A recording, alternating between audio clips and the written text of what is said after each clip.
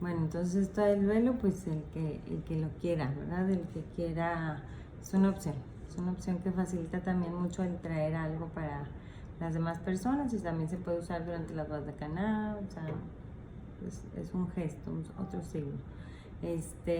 Comentábamos que en una ocasión yo había llevado algo representativo de cada uno de los integrantes de mi familia, digo, los hijos, los hermanos, o sea, no tiene que ser toda la familia, ¿verdad? Y en mi cadenita, por ejemplo, llevaba la medalla de mi esposo, el anillo de mi esposo, el anillo de mi hija, las medallitas que se cuelgan de diario, porque así ya los pasaba por todos los lugares altos y pues se los traje como significativo de reliquia que ya la traigan con ellos todo el tiempo, ¿verdad? O sea, como un signo. Pero bueno, es algo que se puede hacer y lo ponemos aquí por recomendarlo para que lo vayan planeando. Después explicaba esto del signo, que es algo muy importante de entender, ¿verdad? Les hablaba, el signo es la visibilidad de lo invisible. El signo me habla de lo que la gracia me da y no puedo ver. O sea, hace visible lo que aquello invisible significa.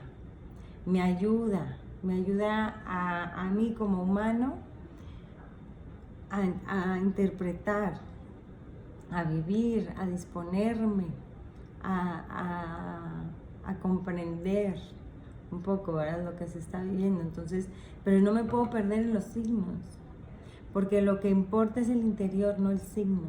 Que si no, pues soy un fariseo judío más, aquel que creía que se purificaba de punta de manos a codo y estaba limpio de corazón, cuando el corazón no estaba limpio, ¿verdad? Entonces, no, el exterior me lleva, me ayuda, debe coincidir con un interior, ¿verdad? Para que tenga sentido, pero no perdernos en ellos. O sea, si yo voy a Tierra Santa queriendo saber el lugar exacto en donde pisó Jesús, el lugar exacto en donde murió, el lugar exacto, pues no, me voy a perder.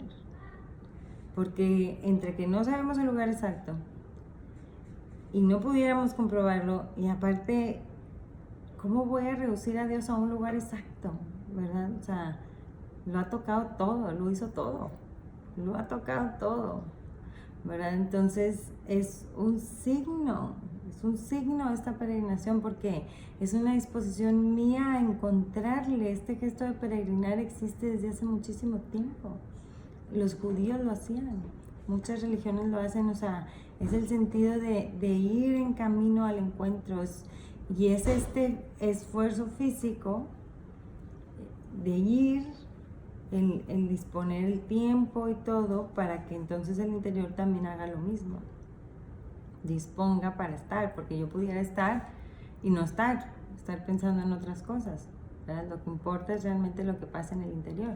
Y alguien pudiera aquí estar frente a un crucifijo y meditar sobre la pasión de Cristo y vivirla más que yo en la vía dolorosa. La puede vivir más. ¿Por qué? Porque lo que importa es el interior. Pero este gesto de peregrinar hace mucho en mí y es bueno. O sea, es una buena devoción, pero tiene que vivirse en coherencia con lo que se está viviendo en el interior. Entonces no se pierdan en eso, no importa tocar dónde, no importa si tocar en donde no fue, donde sí fue, si me caen 3 gotas de agua, si me caen 2, si toca el mar rojo, si no diré el mar de Galilea, que en realidad es un lago, si toqué la piedra del Primado de Pedro, o si no pude pasar, o si toqué la piedra verdadera del Huerto de los Olivos, o si no era, o sea, da lo mismo, ¿verdad? Bastante es ya estar ahí.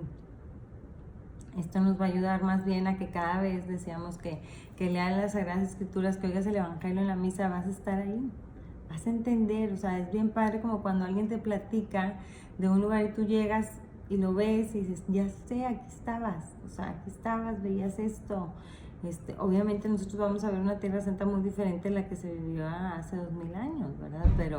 Pero es muy padre pues estar ahí, vivir y al final pues ver el lago, entender la vida, el espacio, ¿verdad?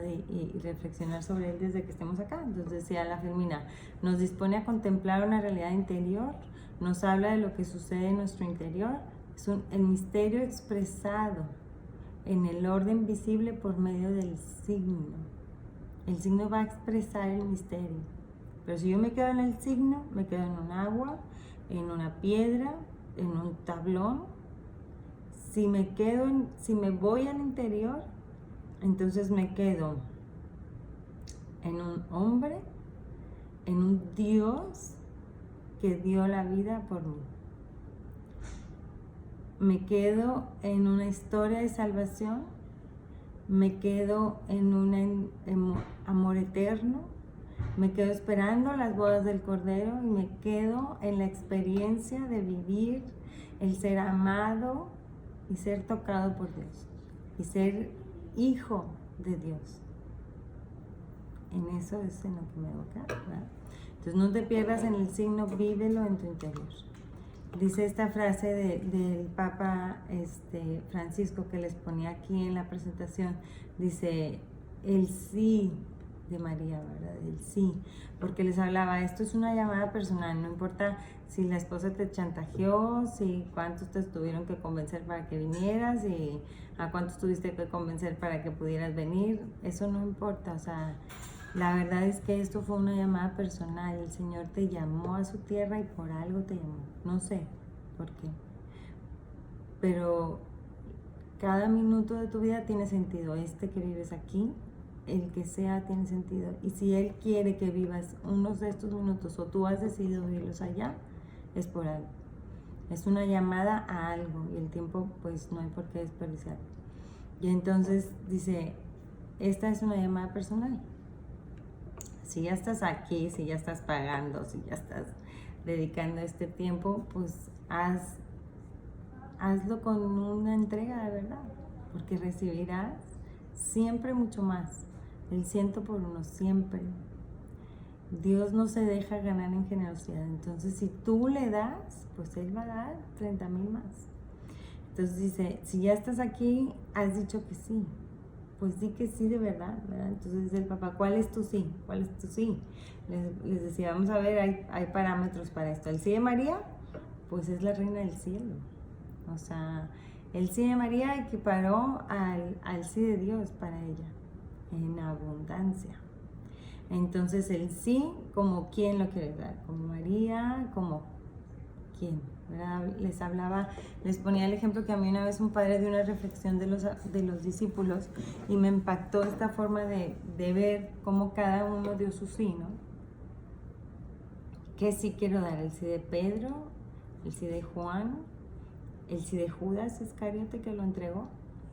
Decíamos, a ver, ellos vivían con él, dormían con él, comían, les explicaba de palabra propia, así, las escrituras, vivían con él, compartían, experimentaban los milagros, su presencia, ¿verdad? Nosotros la tenemos, pero no la vemos, ¿verdad? Y aún así, el sí de Judas, pues no fue un sí total. Fue un sí pensando, a ver, hasta dónde me convenga, hasta dónde sí nos va a ir bien, hasta dónde, claro, se necesitaba, no sé, fue parte del plan de Dios, eso no nos importa y no lo queremos saber, pero yo como quiero dar mi sí, ¿verdad? A medias, completo, el sí de Pedro, me equivoco, recapacito, le entrego todo, el sí de Juan, el sí de Juan que le impregnó tanto el alma que bastaba una mínima señal para saber que era algo de Dios para él. Bastó un sudario doblado, ¿verdad?, en el Santo Sepulcro para él saber que él era el que había resucitado y vendré pronto, ¿verdad? ¿Por qué? Porque su sí era de verdad, tanto que se impregnó de Dios y podía entenderlo así. Como su sí de Pedro era de verdad. No dependía de que Pedro fuera digno de ese sí, ni que fuera una gran persona, ni que no se equivocara, se equivocó, pero le volvió a decir que sí.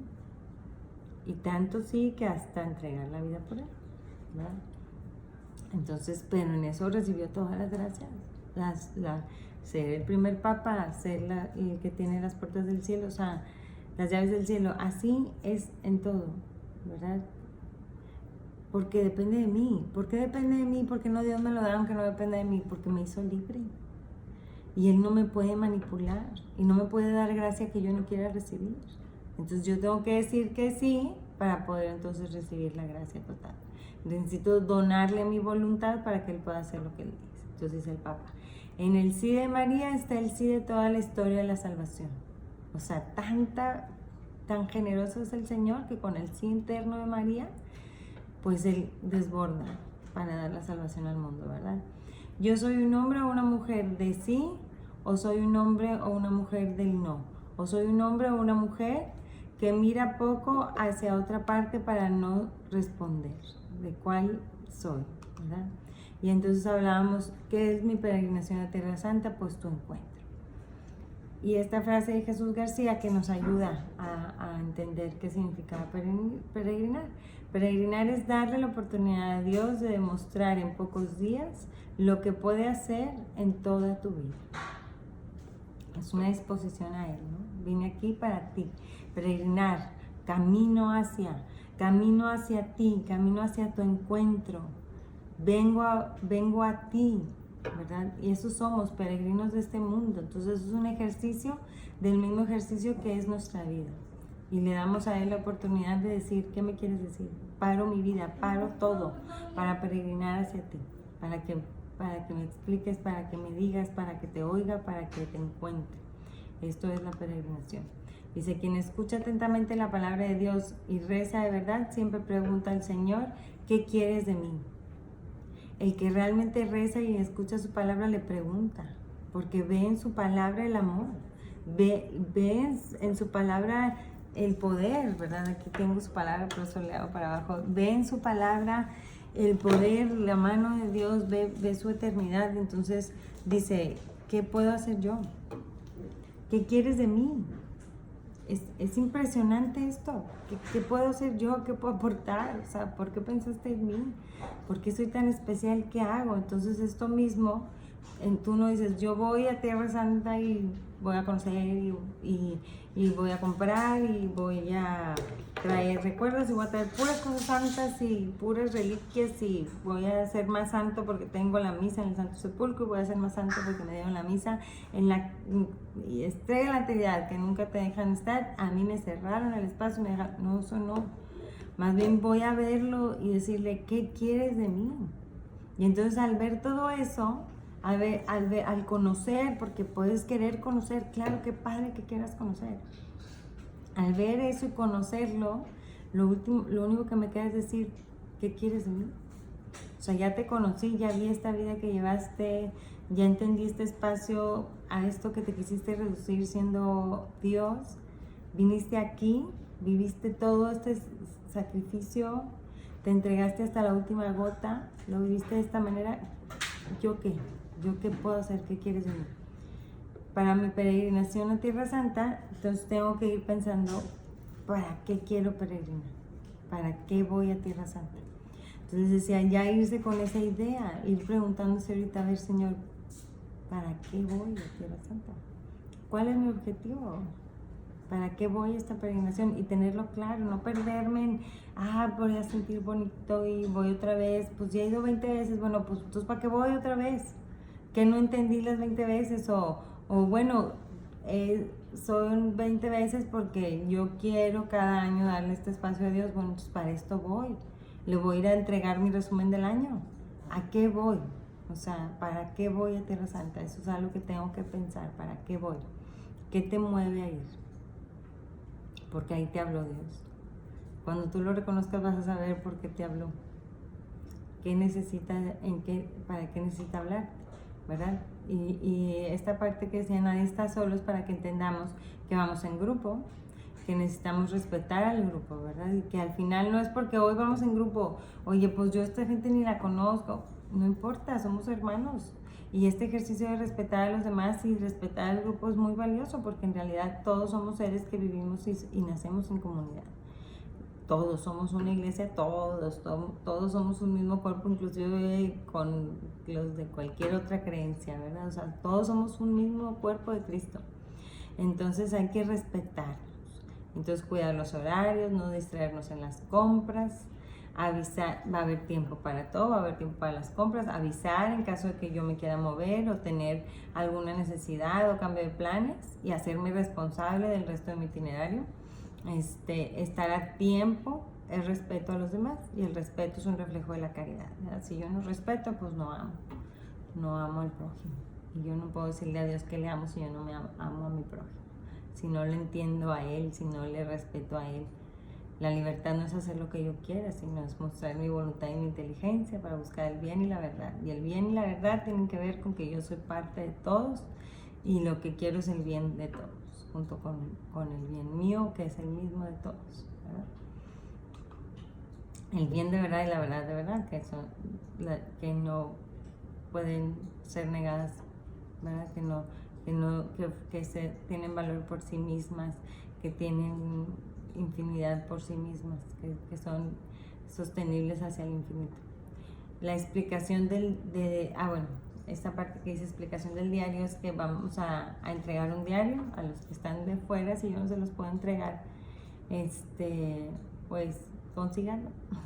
No lo tengo aquí a la mano, pero ahorita también mando foto. Es un librito, el típico así diario que tiene la liga para cerrarse, y al final trae un sobrecito como del mismo papel para guardar cositas chiquitas. El diario es un signo. Entonces hablábamos de esta cita bíblica de Mateo 6:6, capítulo 6, versículo 6, en donde habla de que si quieres orar, entra en tu cuarto, ¿verdad? Y que ahí en lo secreto está el Señor. Con Él te encuentras, y el Señor en lo secreto te recompensará. Que el cuarto pues es uno mismo.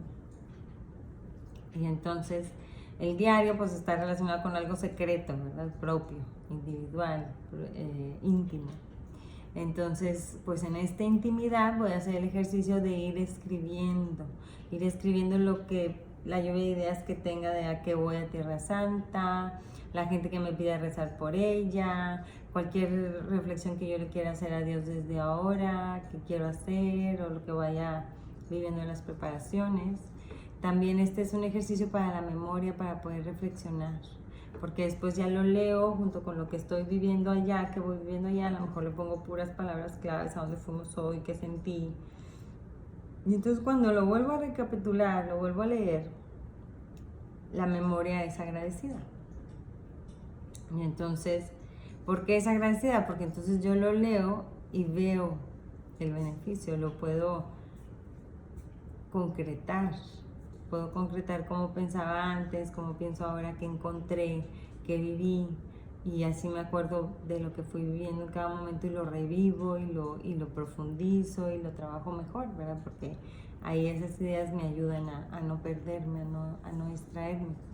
Entonces eso es, ¿verdad? Para hacer el signo. También en la parte de atrás podemos ir guardando las peticiones, las cartitas, lo que nos den para llevar. Es un lugar de encuentro con Dios. Si yo tengo el pendiente de estar poniendo algo en mi diario, pues estoy dándole un lugar especial a Dios, ¿verdad? Este es mi lugar de encuentro contigo. Entonces aquí vengo y te escribo algo para irme preparando, para irme disponiendo a este momento que voy a vivir contigo. Y el hecho de guardar ahí experiencias o peticiones de otras personas también me hace pensar que yo soy un individuo, pero también soy una comunidad, soy parte de un todo, ¿verdad? Y entonces tengo presentes ahí a todos, y por medio de las experiencias y de lo que voy viviendo con los demás, pues me voy haciendo persona. Bueno, no me voy haciendo persona, me voy creciendo en mi persona, porque ya somos personas. El tema de la peregrinación lo dio Dios y lo dieron ustedes con tantos matrimonios que respondieron a este llamado. Yo creo que esto es una gran bendición. El mundo necesita de familias, necesita de matrimonios comprometidos, amados, que quieren un encuentro con el Señor. Entonces el tema de la peregrinación es el matrimonio, que el matrimonio es un tema para todos, hasta para un consagrado, hasta para una persona soltera, ¿no? porque el matrimonio es el llamado a todos. O sea, todos estamos llamados a esas bodas del Cordero, a las bodas con el Señor. Entonces, me encanta a mí la frase de la hermana Glenda que dice, hay muchos maridos, pero el esposo solo hay uno. Ese es el Señor, el esposo de su iglesia querida, que somos todos. Y entonces, esto aquí puse es un poquito de teología del cuerpo, que si quieren después con tiempo se los puedo decir en otro audio, porque si no se va a hacer muy largo, pero es esta parte de que nos retoma el principio, a tu esencia, a tu principio, a entender que fuiste creado en una soledad originaria, que quiere decir esa relación íntima con Dios, tú solo, con Dios, que te lleva a una unidad. O sea, eres parte de una unidad, les decía yo. La misma forma en la que está hecha la creación te hace entender y reflexionar esto. Hay hombres y mujeres, hay dos versiones de esta creación. Si Dios no quisiera motivarte a un encuentro con otro, no habría hecho una versión complementaria de la creación. Hubiera hecho un ente que por sí solo puede generar vida y seguir existiendo. No, nos hizo dos versiones que al unirse generan vida. Entonces, esto habla de una unidad a la que estamos llamados a la unidad, hombre y mujer, y con los demás, porque al convivir con los demás es que nos conocemos.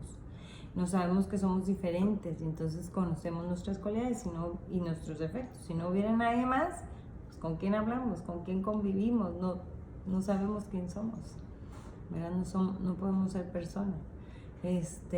La familia es la base de la sociedad, por eso es el tema de este encuentro, de esta peregrinación, es el matrimonio.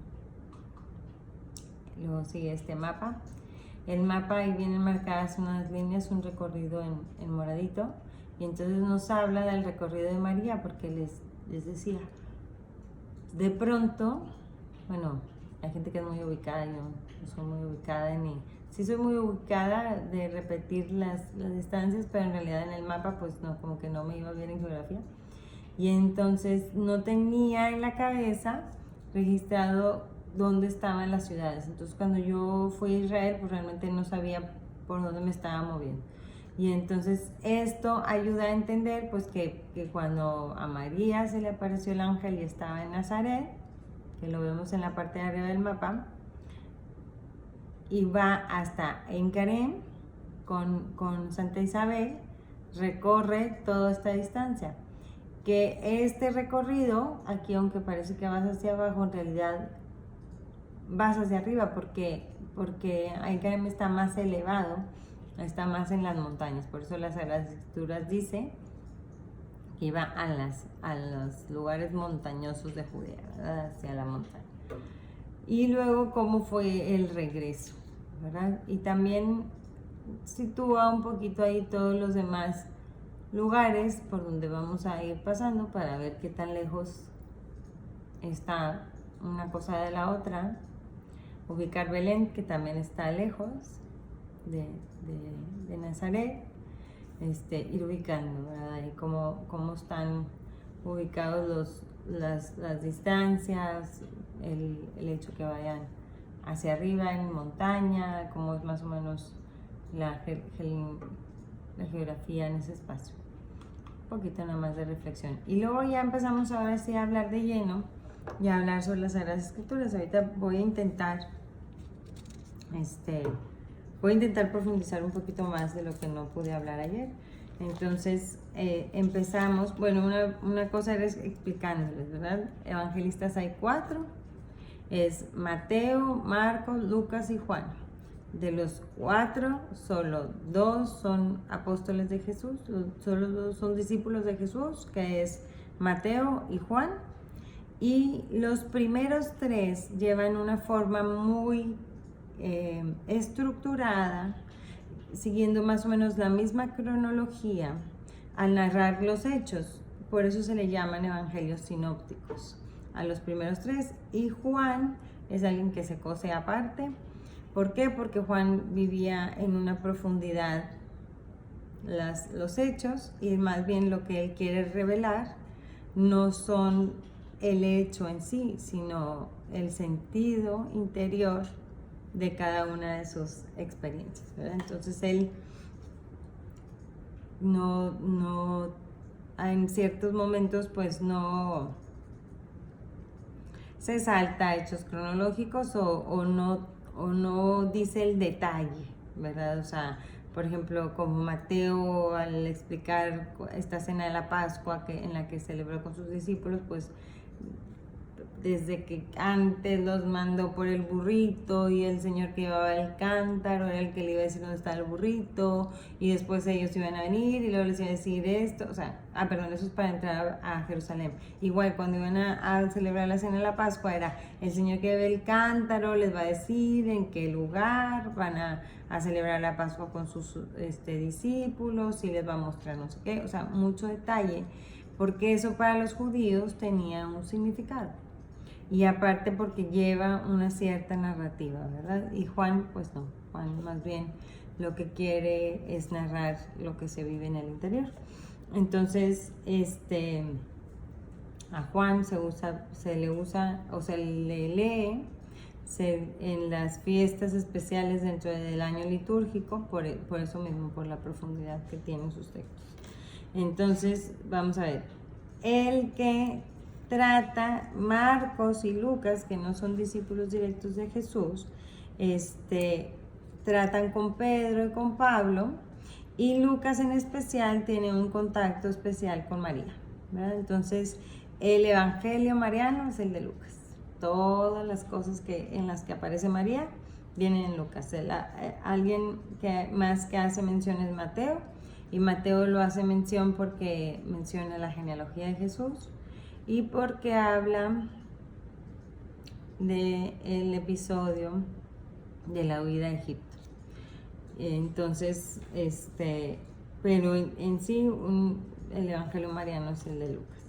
Y entonces Lucas, yo como que les digo a los niños del catecismo, parece que narra todas las cosas con mucho detalle, porque es el que se aventó el chalco al María, ¿verdad? Entonces, cuando leíamos, de hecho, justo el texto que habla de la anunciación, yo les decía, miren cómo dice, y entonces el ángel les dijo, entonces ella le dijo, entonces el ángel le dijo, entonces le dijo, entonces le digo, es como cuando a ti te preguntan, a ver, nárrame cómo fue, y entonces tú dices, no, bueno, entonces yo le dije, que no sé qué, entonces ella me dijo, entonces yo le dije, o sea, es una narrativa de alguien que lo vivió, ¿verdad? Entonces, por eso hace estas expresiones del ángel le dijo, ella le dijo, vivió, supo, ¿verdad? Entonces, la narrativa de Lucas comienza diciendo que él quiere juntar, que muchos han intentado narrar ordenadamente las cosas. Dice, textual en el primer capítulo, dice, puesto que muchos han intentado narrar ordenadamente las cosas que han verificado entre nosotros, tal como nos las han transmitido los que desde el principio fueron testigos oculares y servidores de la palabra, he decidido yo también, después de haber investigado diligentemente todo lo que desde los orígenes, escribírtelo por su orden, ilustre Teófilo, para que conozcas la solidez de las enseñanzas que has recibido. Y entonces empieza narrando desde el nacimiento de Juan el Bautista. Y entonces cuando habla aquí de Juan el Bautista, nos ubica en tiempo y espacio, y dice, hubo en los días de Herodes, rey de Judea, un sacerdote llamado Zacarías del grupo de Abías, casado con una mujer descendiente de Aarón, porque Isabel es descendiente de Moisés, y hace esta referencia, que se llamaba Isabel. Los dos eran justos ante Dios y cumplían fielmente todos los mandamientos y preceptos del Señor. No tenían hijos porque Isabel era estéril y los dos de avanzada edad. Esta parte en donde dice que son justos, habla de que llevaban una vida de verdad, de pureza, de entrega al Señor, que eran reconocidos como tal, ¿verdad? Edad avanzada, pues para esa época era una persona de 40 años, entonces pues para esta edad ya no podían tener hijos. En cierta ocasión, mientras oficiaba delante de Dios en el grupo de su turno, le tocó en suerte, según el uso del servicio sacerdotal, entrar en el santuario del Señor para quemar el incienso. Esto un poco se los expliqué ayer, que quiere decir que él era sumo sacerdote para que le pudiera tocar esta actividad.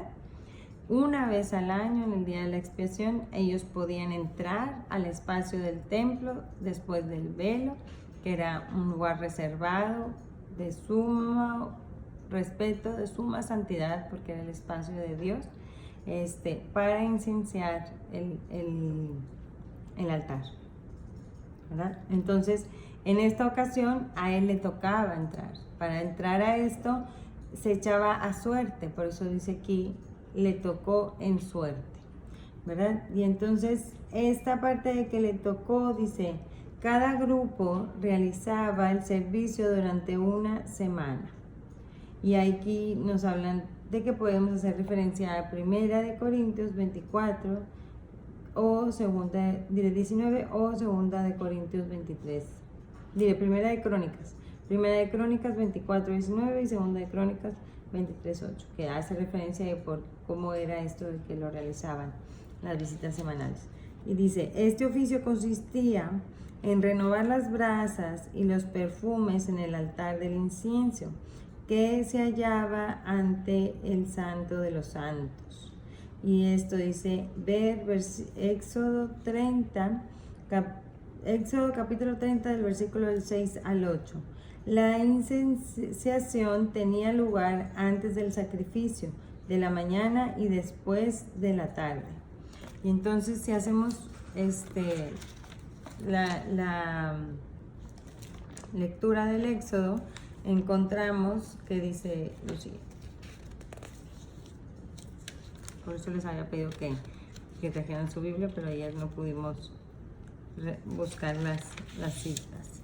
Capítulo 30 del 6 al 8. Colocarás el altar delante del velo que está junto al arca del testimonio y ante el propiciatario que cubre el testimonio, donde yo me encontraré contigo. Aarón quemará en el incienso aromático, lo quemará todas las mañanas al preparar las lámparas. Y lo quemará también cuando el atardecer alimente las lámparas. Será incienso continuo ante Yahvé, de generación en generación. Por eso lo hacían. Por eso tenían esta encomienda, ¿verdad? Que le tocaba al grupo de los sacerdotes de Abías, en los que estaba Zacarías. El espacio más santo era donde ellos tenían el arca de la alianza. Y es el velo que se dice que se rompe cuando Jesús muere en la cruz, que se rasga el velo que dividía el altar, ¿verdad? Y después dice aquí, se le apareció el ángel del Señor de pie y a la derecha del altar del incienso. Al verlo, Zacarías se sobresaltó y el temor se apoderó de él. ¿Por qué se apodera de Zacarías el temor? Entonces dice, Lucas gusta de señalar las manifestaciones de temor religioso y en otros versículos lo hace, ¿verdad? Aquí lo marca la Biblia en el capítulo 1, el 29 al 30, en el 2, del 9 al 10, así en muchas ocasiones. Este temor habla del sentir la presencia tan fuerte de Dios, ¿verdad? Y entonces dice, el ángel le dijo, no temas, Zacarías, igual como cuando llega con María, porque tu petición ha sido escuchada. Isabel, tu mujer, te dará un hijo, a quien pondrás por nombre Juan. Te llenará de gozo y alegría, y muchos se alegrarán de su nacimiento, porque será grande ante el Señor. No beberá vino ni licor. Estará lleno del Espíritu Santo ya desde el seno de su madre. Convertirá al Señor su Dios a muchos de los hijos de Israel, e irá delante de él con el espíritu y el poder de Elías. Por eso se dice que Juan el Bautista es esta promesa que había de Elías, que había de volver, ¿verdad? Él es Elías. Para que los corazones de los padres se vuelvan a los hijos y los rebeldes a la prudencia de los justos, para preparar al Señor un pueblo bien dispuesto. Zacarías preguntó al ángel, ¿en qué lo conoceré? Porque yo soy viejo y mi mujer de avanzada edad. El ángel le respondió, yo soy Gabriel, el que está al servicio de Dios, y he sido enviado para hablarte y anunciarte esta buena noticia. Mira, por no haber creído mis palabras que se cumplirían a su tiempo, vas a quedar mudo y no podrás hablar hasta el día en que sucedan estas cosas. La gente que estaba esperando a Zacarías se extrañaba de que demorara tanto en el santuario. Cuando salió no podía hablarles y comprendieron que había tenido una visión en el santuario. Les hablaba por señas y permaneció mudo. Una vez cumplidos los 10 días de su servicio, volvió a su casa. Los días de su servicio volvió a su casa. Días después concibió su mujer Isabel y estuvo durante 5 meses recluida. Entre tanto pensaba, el Señor ha hecho por mí cuanto ha tenido a bien quitar mi oprobio entre la gente. El oprobio era porque el no poder concebir, pues era algo malo, ¿verdad? Era visto como no bendecida. Entonces aquí dice que esta parte que nos narraba Zacarías, dice, donde se manifestará en Juan desde el seno de su madre, con un profético salto de gozo. Cuando llega María al encuentro, esta es la manifestación de que Juan el Bautista es el elegido, ¿verdad? Y lo dice, se creía que la vuelta de Elías debía preceder y preparar el día de Yahvé. Juan el Bautista será Elías el que ha de venir, porque inclusive en la celebración de la Pascua judía aún le siguen poniendo los judíos el espacio en la mesa Elías y la puerta abierta esperando que llegue, porque el día que vuelva Elías el que sigue es el Mesías, ¿verdad? Porque él venía a preparar el camino. Entonces por eso el ángel le dice estas palabras, porque él es el que preparará el camino, como si fuera el espíritu de Elías. Pero sigue escéptico, a pesar de que le dice, ¿verdad? Entonces Zacarías pide un signo. ¿Cómo voy a saber? ¿Cómo le conoceré? Entonces cuando pide la prueba, ahí es donde el ángel ve que él duda. Entonces dice, primera aparición de un verbo preferido de Lucas, 10 veces en el Evangelio, 15 veces en los Hechos, las más veces a propósito de la buena nueva del Evangelio en el reino. Y esto es la frase que dice Zacarías, que dice, el ángel le respondió, yo soy Gabriel, el que está al servicio de Dios y ha sido enviado para hablarte y anunciarte esta buena noticia. Entonces esta palabra que dice buena noticia es la palabra que se repite tantas veces en el Evangelio, lo que decía aquí la explicación. Bueno, entonces ya llegamos a ese momento en que se había cumplido y sucede la anunciación, porque dice, 5 meses estuvo guardada Isabel y luego en el 6º mes, llevamos una cronología, ¿verdad? Está contando en orden los hechos. Y dice, la anunciación. El 6º mes envió Dios al ángel Gabriel a un pueblo de Galilea llamado Nazaret, a una mujer desposada con un hombre llamado José, de la casa de David. La virgen se llamaba María. Cuando entró le dijo, alégrate, llena de gracia. El Señor está contigo. Ella se conturbó por estas palabras y se preguntaba qué significaba aquel saludo. Se perturbó otra vez. Este signo, esta misma expresión que sucede con Zacarías, porque es tanto al estar a la presencia del ángel que pues turba, ¿verdad? Y dice, el ángel le dijo, no temas María, porque has hallado gracia delante de Dios. Vas a concebir en tu seno y a dar a luz un hijo a quien pondrás por nombre Jesús. Él será grande, le llamarán Hijo del Altísimo, y el Señor Dios le dará su trono de David su padre.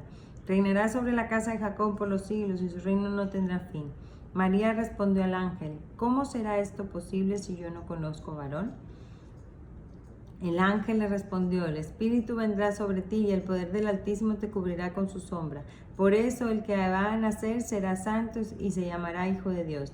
Mira también a Isabel tu pariente, ha concebido un hijo en su vejez y ya está en 6º mes, la que era considerada estéril, porque no hay nada imposible para Dios. Dijo María, he aquí la esclava del Señor, hágase en mí según tu palabra. Y el ángel la dejó y se fue. Entonces aquí hay mucho que reflexionar, pero voy a enfatizar 3, 4 cositas. Entonces esta parte que dice al final, y el ángel la dejó y se fue. Literal, ¿no? La llena de gracia en ese momento y le platica, la llena de gozo, le cubre el Espíritu Santo con su sombra, ella acepta la misión y se va. No es como que, ok, bueno, ya aceptaste, a ver, ahora sí ya viene el cortejo de ángeles, platiquen, siéntense a hablar con María, explíquenle cómo va a actuar Jesús, cómo va a ser su vida, cómo le va a ir haciendo, ¿no? Todo la iba sorprendiendo, lo iba descubriendo, ¿verdad?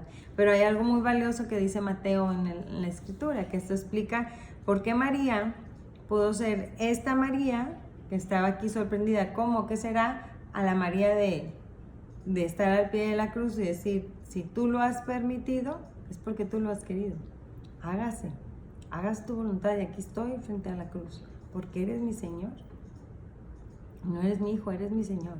La misma que en las bodas de Caná pudo decir, hagan lo que les diga, porque Él es el Señor. Porque ya tenía 33 años de conocerle. Y entonces ella lo iba descubriendo, por eso Mateo decía, cuando llegan los Reyes Magos y ella ve todo esto y llegan los pastores a adorarle y le cuentan, dice que todo lo contemplaba en su corazón, ¿verdad? Entonces, eso hacía María. Entonces, eso a veces me hace falta a mí para poder comprender el misterio de Dios. ¿Por qué aquí? ¿Por qué esta cruz? ¿Por qué esta piedra? Porque pues contempla, ¿verdad? Porque es así el mundo, pues contempla, medítale para que puedas entenderle. Entonces, esta parte que decía que ya estaba desposada con José, existía una tradición, una forma, como hoy hacemos también los esponsales antes de casarnos, donde se corren las amonestaciones de los novios, que desde el día en que se celebraban los esponsales, la pareja ya se consideraba que estaba casada. O sea, ya le decían que él era el esposo, aunque pues, no vivían juntos, cada quien vivía en su casa. Y la parte de la virginidad no respetada, pues era muy grave. Entonces ellos sabían que iba a llegar un Mesías, pero la promesa era que iba a ser una persona, o sea, alguien que iba a nacer de un encuentro entre personas, no que por obra del Espíritu Santo. Entonces esta parte pues era la parte difícil de comprender.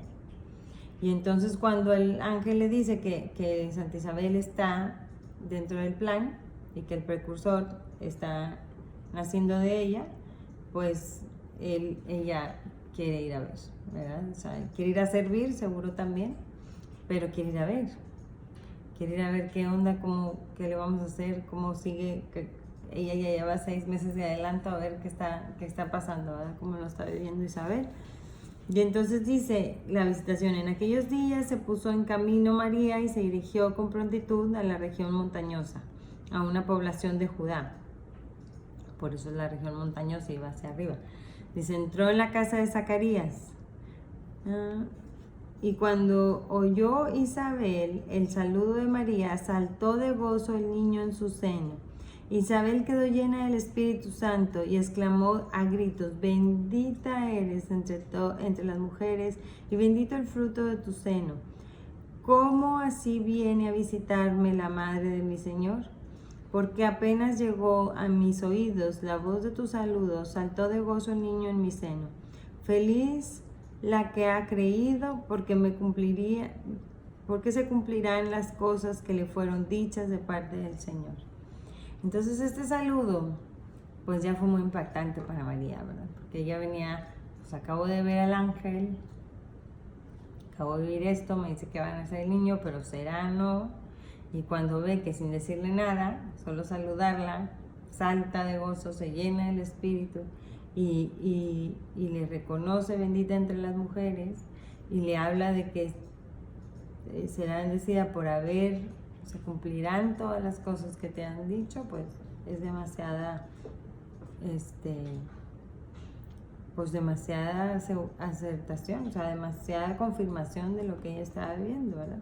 Y entonces esto motiva a María, que ya venía llena de Dios, pues a gritar de vuelta, claro, o sea, claro, Dios mío, pues claro que es verdad y claro que estoy en esta bendición que no me explico que me haya tocado. Y entonces empieza a hablar del Magníficat. Dijo María, alaba mi alma la grandeza del Señor y mi espíritu se alegra en Dios mi Salvador, porque ha puesto los ojos en la pequeñez de su esclava. Desde ahora todas las generaciones me llamarán bienaventurada, porque ha hecho en mi favor cosas grandes el poderoso. Santo es su nombre y su misericordia alcanza de generación en generación a los que le temen. Desplegó la fuerza de su brazo, dispersó a los de corazón altanero, derribó a los potentosos de sus tronos y exaltó a los humildes. A los hambrientos colmó de bienes y despidió a los ricos con las manos vacías. Acogió a Israel su siervo, acordándose de la misericordia, como había anunciado a nuestros padres, en favor de Abraham, de su linaje por los siglos. María se quedó con ella unos 3 meses y luego regresó a casa, que era lo que le faltaba para dar a luz, ¿verdad? Y un poquito ya ayudarla con el hijo y ya se regresa. Nacimiento de Juan el Bautista, dice, se cumplió.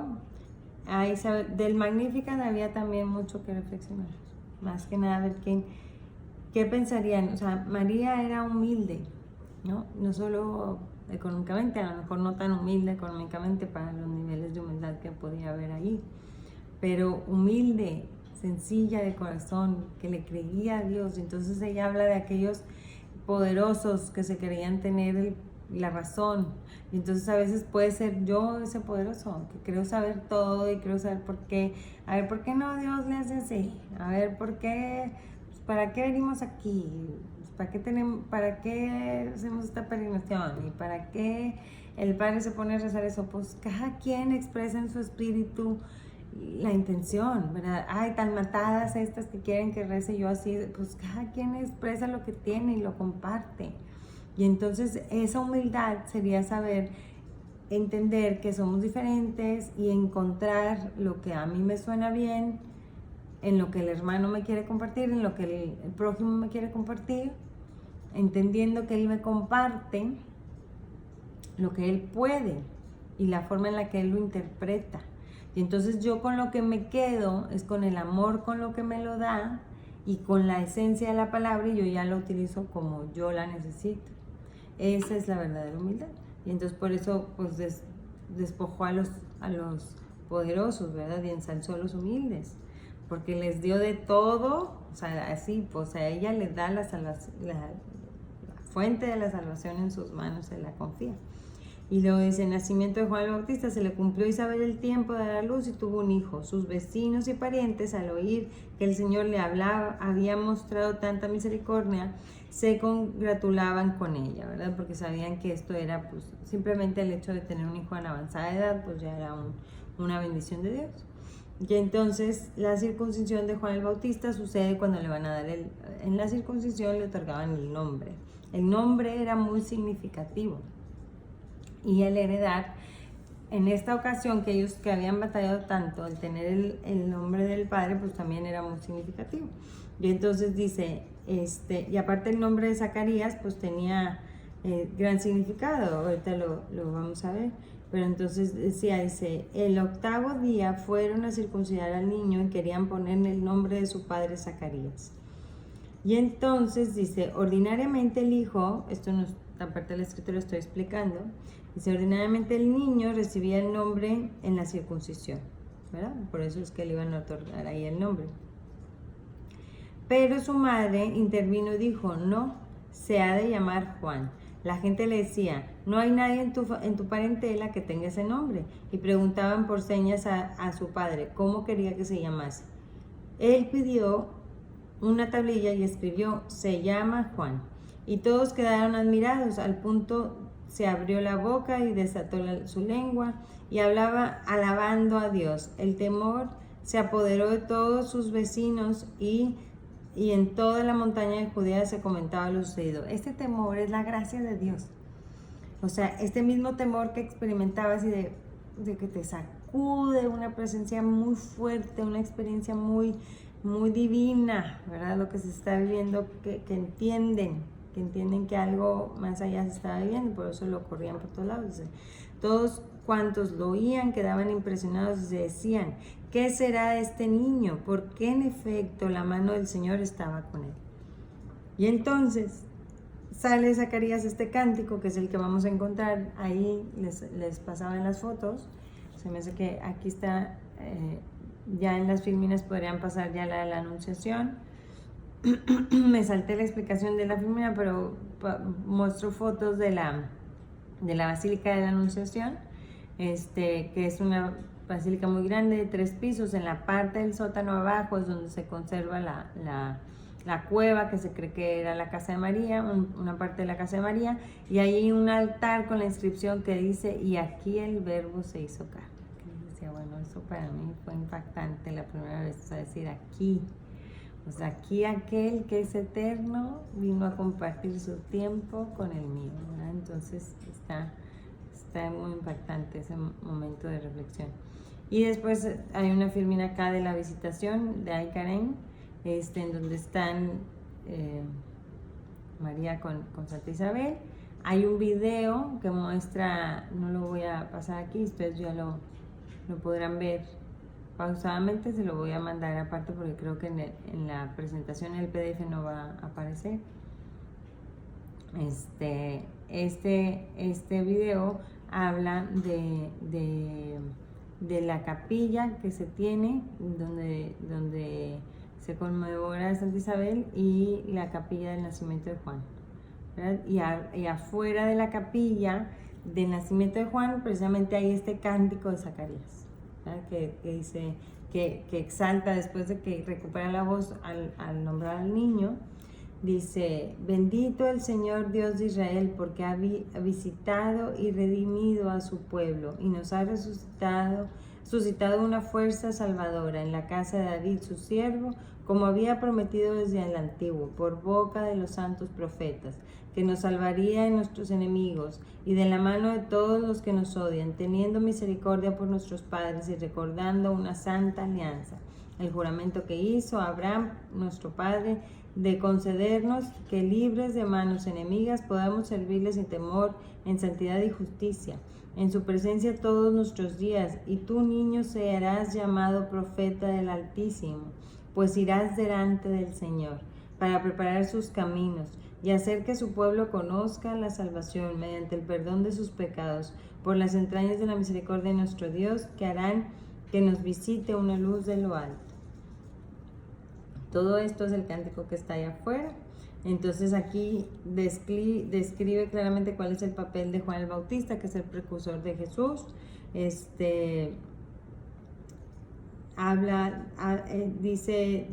Empieza a decir Dios, esta parte del versículo 76 dice: un niño será llamado profeta del Altísimo.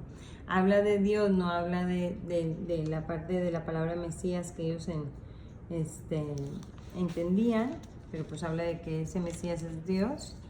Y entonces, y termina aquí: a fin de iluminar a los que habitan en las tinieblas, sombras de muerte, y guiar nuestros pasos al camino de la paz. Este cántico lo vamos a encontrar ahí en las paredes de esta basílica. Y entonces dice aquí esta parte que yo les hacía reflexionar ayer, que dice: vida oculta de Juan el Bautista. El niño crecía y su espíritu se fortalecía, y vivió en lugares inhóspitos hasta el día de la manifestación de Israel. Porque tendríamos que hacer conciencia de que a él le toca esta parte de la huida a Egipto. Dice: especie de estribillo, esta parte del versículo 80, ¿verdad? Y comparar con Hechos 2, en el 41 y el 6 al 7. A ver si los voy a leer. De Hechos 2.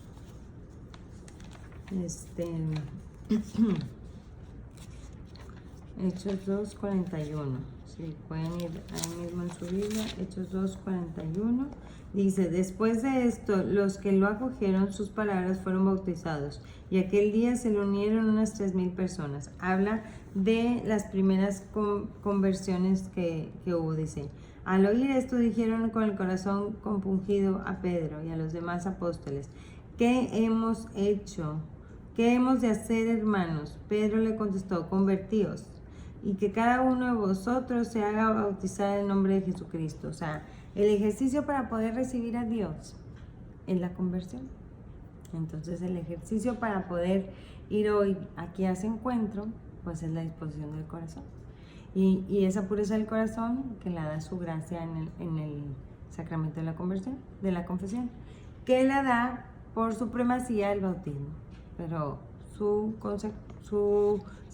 alimento o su mantenimiento sería el sacramento de la conversión, ¿verdad? Entonces a eso iba a convertir Juan, iba a llamar a la conversión para poder preparar el camino. Entonces ya estando aquí, después de este cántico, habla de que vivió una vida oculta y después ya se dio a conocer, ¿verdad? Entonces habla del nacimiento de Jesús. Ya esto es lo último que voy a tocar, también lo voy a tener que tocar un poquito rápido porque ya se va acabando el tiempo. Es difícil poder hacer como un análisis de la lectura y explicarles así detalles muy concretos, pero bueno, vamos a ir explicando. Entonces dice, el nacimiento de Jesús. Por aquel entonces se publicó un edicto de César Augusto. Dice la escritura que César Augusto dice, emperador romano del 30 a.C. al 14 después de Cristo. Fuera de este texto no hay noticia de un censo en todo el imperio bajo Augusto. El censo que tuvo lugar cuando Sirio era legado de Siria no concernía más que a Judea. Sin duda, traslada a escala mundial un asunto del ámbito local. Entonces, no hay constancia del censo más que en esta parte. Y se habla de que era algo muy local. Entonces dice, por el que se ordenaba que se empadronase todo el mundo. Este primer empadronamiento tuvo lugar siendo Cirinio gobernador de Siria. Todos fueron a empadronarse, cada cual a su ciudad. También José subió desde Galilea, por eso habla de la subida, este camino difícil, embarazada, en el burrito, de la ciudad de Nazaret a Judea, a la ciudad de David llamada Belén, por ser él de la casa y familia de David, para empadronarse con María, su esposa, que estaba encinta. Mientras estaban ahí, se le cumplieron los días de alumbramiento y dio a luz a su hijo primogénito. Lo envolvió en pañales y lo acostó en el pesebre para que porque no tenían sitio en el albergue. Y entonces esta parte habla pues les decía yo ayer, nos imaginamos a veces, a lo mejor la mayoría ya no, pero muchas veces nos imaginamos el pesebre como el pesebre que tú montas en Navidad con pajita, bonito, la casita de madera. No, a ver, en esa época los animales los tenían en cuevas, ¿no? Entonces imagínense, no dije ayer, pero había un documento del Papa que les quería leer que habla de lo que realmente significa el nacimiento. O sea, sabemos que la fecha del 24 de diciembre es una fecha simbólica. Jesús no nació un 24 de diciembre. Esto es lo que nos debe de importar otra vez de esta fecha, es lo que esto significa. Ellos lo ubican en esta fecha, la iglesia lo ubica en esta fecha, porque simbólicamente había una fecha pagana que hablaba del sol naciente. Entonces, por eso, pues, ¿quién más? ¿Cuál es el verdadero sol naciente? Pues Jesús. Entonces vamos a celebrarlo aquí, ¿verdad? Pero pues realmente esto pudo haber sucedido, hay quienes lo ubican entre abril, mayo, junio. Entonces unas épocas en el desierto, en un calor, en una humedad horrible de la cueva, con el olor a animales. O sea, no es un lugar bonito, ¿verdad? Que a veces tenemos ubicado en nuestras mentes. O sea, pues es un lugar bastante desagradable. Y eso es lo que le tocó a Dios. O sea, esa es la enseñanza. Y eso pues seguramente para María se veía impresionantemente glorioso cuando le ve a su hijo, ¿verdad? Antes no, porque dijo aquí, pero cuando ya lo tiene entre manos, pues hasta lo envuelve en pañales. O sea, como que era un momento que ella recuerda esto. No recuerda, entre todo este mugrero que nos fuimos a acostar, ¿verdad? Entonces, todo este mugrero que nos tocó estar. Entonces dice aquí, en el griego bíblico, el término no supone necesariamente hermanos menores, sino que subraya la dignidad y los derechos del niño. Esta parte donde dice, y dio a luz un hijo primogénito, lo envolvió en pañales. El hecho que sea primogénito no quiere decir que tuvo hermanos. O sea, este es el primero, porque ¿para qué digo que es el primero? Hubo 2, 3, o sea, no. sino porque en el griego esta parte ese término de primogénito supone que tiene una dignidad especial. Entonces esta palabra primogénito quería hacer énfasis a la dignidad que tenía Jesús. Dice, mejor que una posada. La palabra griega katalima puede designar una sala en la que se alojaba la familia de José. Si éste tenía su domicilio en Belén, se explica mejor que haya regresado ahí para el censo y también que haya traído a su joven mujer encinta. El pesebre comedero del ganado estaba sin duda instalado en una pared del pobre albergue, y este se hallaba tan lleno que no pudieron encontrar lugar mejor para recostar al niño. Una piadosa leyenda ha dotado de este pesebre de 2 animales, ¿verdad? Como nosotros lo ponemos ahora, pero pues en realidad pues fue un lugar donde vivían los animales. ¿Por qué ahí? Pues oye, ¿por qué va a Belén? Lo que dice la escritura, si ahí era él, ¿por qué se lleva a la mujer encinta? Pues porque pensaba que iba a llegar con los parientes a un lugar donde acostarse, y pues resulta que no hay lugar, que está tan lleno que hay que quedarse en el pesebre. Dice, había en la misma comarca unos pastores que comían al raso, que dormían al raso y vigilaban por turno durante la noche su rebaño. Se les presentó el ángel del Señor y la gloria del Señor los envolvió en una luz y se llenaron de temor. Otra vez el temor. El ángel le dijo, no temáis, pues os anuncio una gran alegría que será para todo el pueblo. Os ha nacido hoy en la ciudad de David un Salvador, que es el Cristo Señor. Esto os servirá de señal, encontraréis al niño envuelto en pañales y acostado en el pesebre. De pronto se juntó con el ángel una multitud del ejército celestial que alababa al Señor diciendo, gloria a Dios en las alturas y en la tierra paz a los hombres a quienes se les complace. Esto lo vamos a vivir en la iglesia, la capillita que hay también para los pastores. Este es otro santuario también muy bonito. Ver ahí todo lleno de los letreros de estas, gloria a Dios en las alturas, lleno de los ángeles que se les aparecían a aquellos pastores, ¿verdad? Y entonces dice, cuando los ángeles los dejaron y se fueron al cielo, los pastores se decían unos a otros, vamos a Belén a ver lo que ha sucedido, eso que el Señor nos ha manifestado. Fueron a toda prisa y encontraron a María y a José y al niño acostado en el pesebre. Al verlo, contaron lo que les habían dicho acerca de aquel niño, y todos cuantos lo oían se maravillaban de lo que los pastores les decían. María, por su parte, guardaba estas cosas y las meditaba en su interior. Los pastores se volvieron glorificando y alabando a Dios por todo lo que habían oído y visto, tal como se les había anunciado. Dice aquí la explicación, dice el tema predilecto de Lucas, ¿verdad? Esta parte de decir que se volvieron glorificando y alabando a Dios. Y entonces hace referencia de todas las veces que se habla de esta glorificación al Señor. Y después ya llegamos al término de la circuncisión. Eso lo vamos a ver en la otra explicación. Vamos aquí se me olvidó leerles esta parte que dice de la traducción de la paz. Dice, la traducción corriente, paz a los hombres de buena voluntad, basada en la Vulgata. La Vulgata es una traducción que se hizo de la Biblia, del griego al arameo al latín, por 70 sacerdotes, se hizo la de los 70, esta es como el latín común. La Vulgata es en el latín común, el que podía un poquito leer más la mayoría de la gente, no el latín elevado. Por eso, gracias a esa Vulgata y a esa traducción de los 70 fue que San Francisco de Asís pudo conocer las escrituras. No traduce el sentido usual del término griego. Otra lectura menos segura dice, paz en la tierra y entre los hombres, benevolencia divina.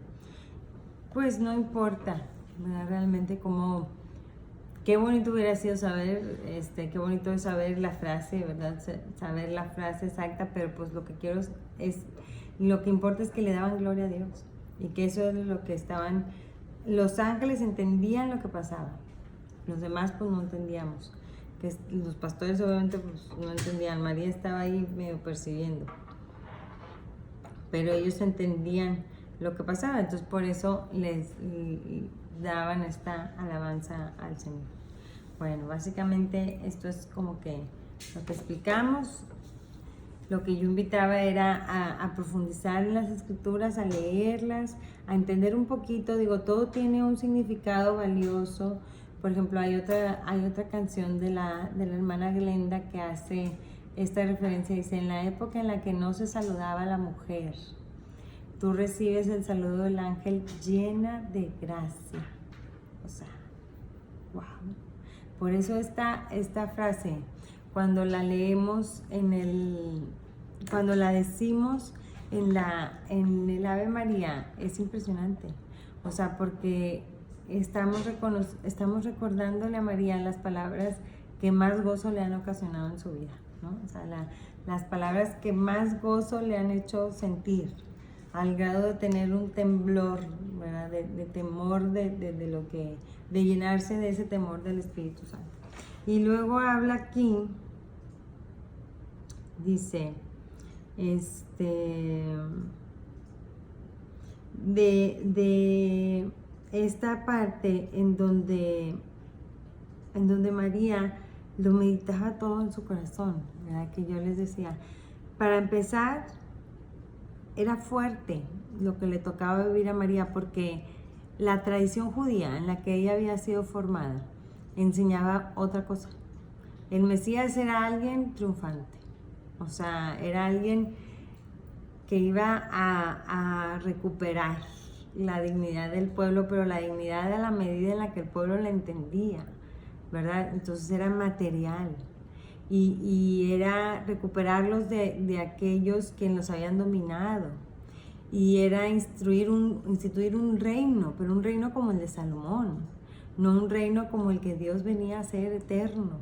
Entonces el que nazca ahí en esa miseria, a ella le hacía reflexionar de cambio radical, pero no le hacía temblar. ¿Qué no le hacía temblar a María? Su vida de oración y de ser concebida sin pecado, para entender, decir, Él es Dios. Yo no le voy a explicar cómo lo debió haber hecho. Voy a entender cómo lo está haciendo, para poder vivirlo, para poder servirle de algo. Y entonces, en lugar de cuestionar, lo que hacía era meditarlo en su corazón, ¿verdad? Para poder ir entendiendo qué significa esto. Por eso esta parte que decía el Papa, el que ora y lee las escrituras pregunta, Señor, ¿qué quieres de mí? Porque eso preguntaba María.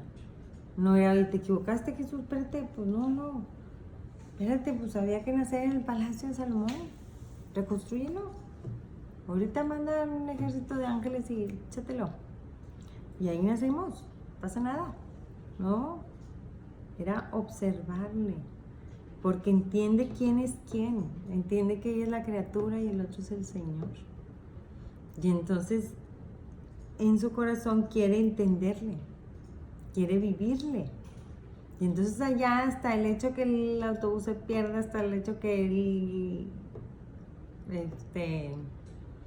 el guía se equivoque, que no sé qué, todo tiene un sentido.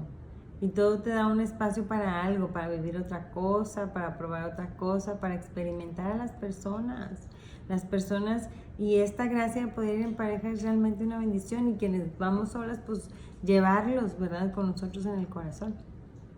Entonces, bueno, pues espero que estas partes haya quedado claro, que haya quedado claro un poquito lo que tenemos que llevar.